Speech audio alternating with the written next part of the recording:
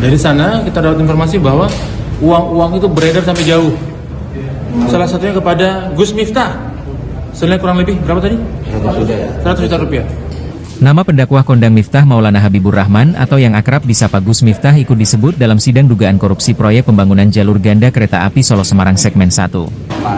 Kasus ini menjerat Bupati Pati nonaktif, Sudewo, di Pengadilan Tipikor Semarang, pada Senin, 13 Juli 2026.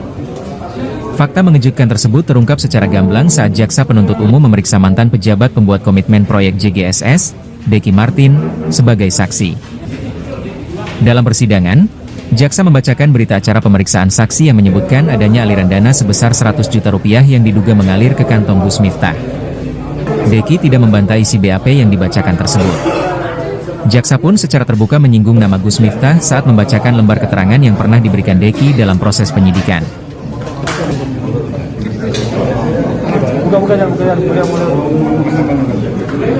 Terkait Gus Miftah tadi.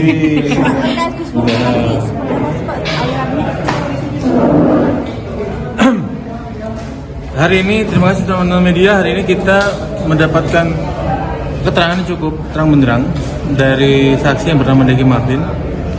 Saksi ini adalah terpidana dalam perkara terdahulu, dalam perkara DJK. Dia ini kedudukannya adalah PPK pada paket pekerjaan di lingkungan BTP kelas 1 Semarang, paket JGSS 1 sampai dengan JGSS 5. Nah, selaku PPK yang bersangkutan terbukti menerima sejumlah uang dari pengusaha kontraktor. Nah, dari sana kita dapat informasi bahwa uang-uang itu beredar sampai jauh. Salah satunya kepada Gus Miftah. Senilai kurang lebih berapa tadi? 100 juta rupiah. Semoga itu jadi catatan kita semua bahwa uangnya mengalir sampai jauh. Terkait tindakan apa yang kami lakukan, kami belum bisa memutuskan hari ini, kami akan lapor ke pimpinan. Demikian yang bisa kami sampaikan. Terima kasih. Kalau yang Pak Muhammad Suryo gimana Pak? Itu yang kami pun akan melakukan hal yang sama. Kalau kami bisa memutuskan apa-apa, seluruh fakta persidangan akan kami lapor secara berjenjang dan tertulis kepada pimpinan untuk diambil keputusan dan kebijakan sebagaimana mestinya. Hari Rabu tanggal 15 Juli 2026 pukul 9.30 ya, untuk menyatakan buktinya kepada jaksa. Kemudian dalam persidangan ini tadi Pak Birnat PPK katanya menyampaikan 0,5% 721 juta kepada saya yang diberikan melalui Pak Nur Hidayat.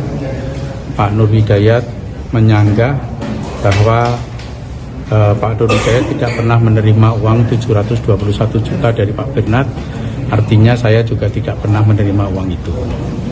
Kemudian tadi juga ada keterangan bahwa Pak Nur Hidayat mendapatkan proyek dari double kereta di Mojokerto itu JMS 1 sebesar 10% dari porsi proyek.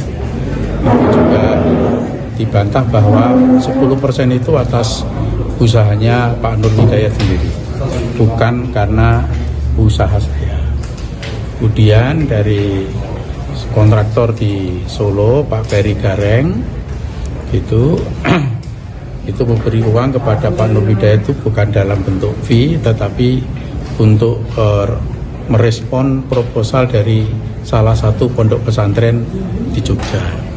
Nah, soal perbaikan jalan itu clear bahwa jalan di lingkungan saya itu terdampak karena pembangunan kereta.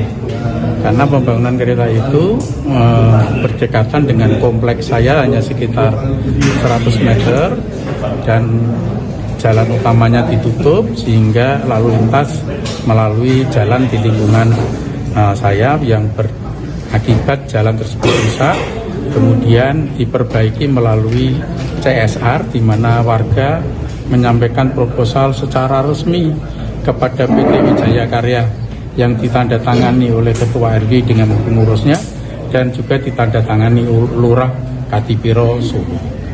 Jadi clear tidak saya mendapatkan uang ya dari proyek tersebut, kemudian uang itu saya gunakan untuk bangun jalan, bukan. Itu memang warga mengajukan proposal secara resmi kepada PT Wijaya Karya yang dibantu oleh Pak Putu sebagai kepala bank. Ada tanggapan soal Gus Miftah mendapatkan sejumlah uang itu Pak? Saya nggak paham, kalau itu nggak paham, nggak tahu itu saya nggak bisa komentar apa-apa.